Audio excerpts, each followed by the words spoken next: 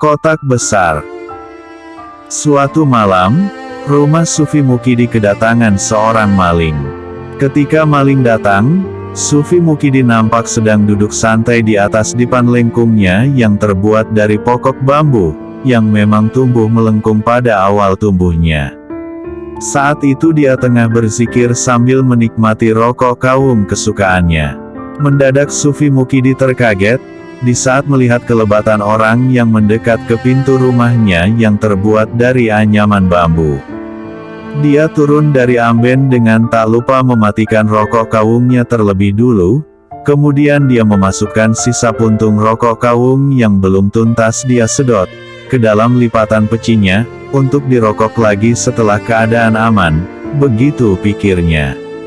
Sufi Mukidi nampak mengendap-endap untuk mencari tempat persembunyian yang sekaligus bisa mengintip gerak-gerik si maling. Ketika Sufi Mukidi menemukan tempat yang terasa pas untuk bersembunyi, dia melihat si maling bertubuh tinggi kerempeng itu berusaha membedol pintu gedek dengan sebuah linggis, yang memang telah dipersiapkan si maling sebelumnya. Tak selang lama, si maling sudah mulai masuk ke dalam rumah. Setelah berhasil mendongkel pintu rumah yang memang terpasang ala kadarnya, sehingga dengan mudah saja si maling membuka dengan paksa. Sambil masih menenteng sebuah linggis, si maling tampak celingak-celinguk memperhatikan keadaan di dalam rumah.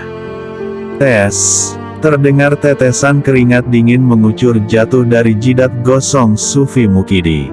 Dia merasa jerih setelah melihat si maling tinggi kerempeng yang membalut dirinya dengan kain sarung apek dan kumal, sambil menenteng sebuah linggis.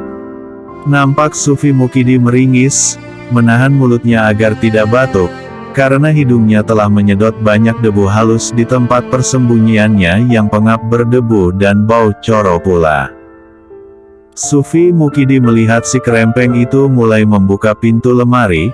Tampak si kerempeng terlihat mengaduk-aduk isi lemari sambil bersumpah serapah, karena tak ada benda berharga satupun yang dia temukan di dalam lemari, kecuali kain-kain kumal dan apek. Kemudian si maling berpindah membuka laci-laci meja, dia terlihat menggerutu panjang pendek sambil mengacak-acak isi laci, yang juga tidak dia temukan barang berharga apapun. Si maling mulai kesal. Sudut matanya melirik kasur usang, tempat tidur Sufi Mukidi. Dia ada curiga, kalau Sufi Mukidi menyimpan sejumlah uang di bawah kasur bututnya. Maka si maling mulai terlihat membalik-balik kasur, dengan harapan, menemukan beberapa keping uang dari Sufi Mukidi yang masih tersisa.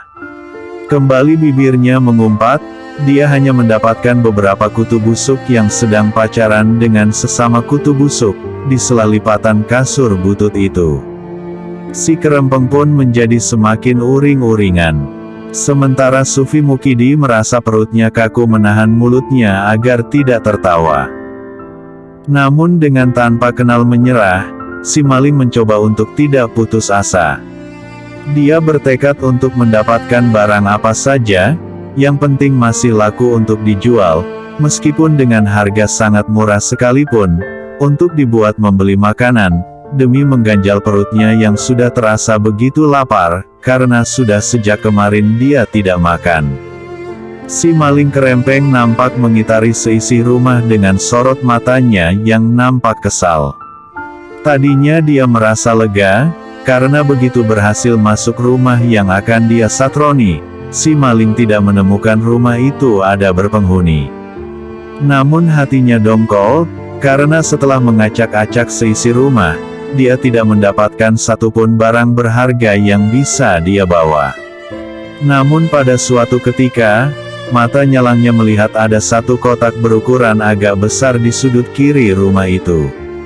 Lalu dia bergegas sambil tangannya masih memegang linggis, mendatangi sudut, di mana kotak besar itu tergeletak. Hatinya menjadi girang, sementara bibirnya nampak tertawa sinis sambil berkata, "Kena kamu sekarang." Dia tampak merasa menang, karena dia merasa yakin, kotak besar itu menyimpan isi berupa barang-barang berharga yang kalau dijual, akan membuatnya menjadi kaya raya, sehingga dia tak perlu capek-capek lagi menjadi maling. Nampak si kerempeng celingak-celinguk memastikan tidak ada satu orang pun yang akan melihatnya membongkar kotak besar itu. Dan tanpa berpikir panjang lagi, si maling mulai mendongkel tutup peti berbentuk kotak.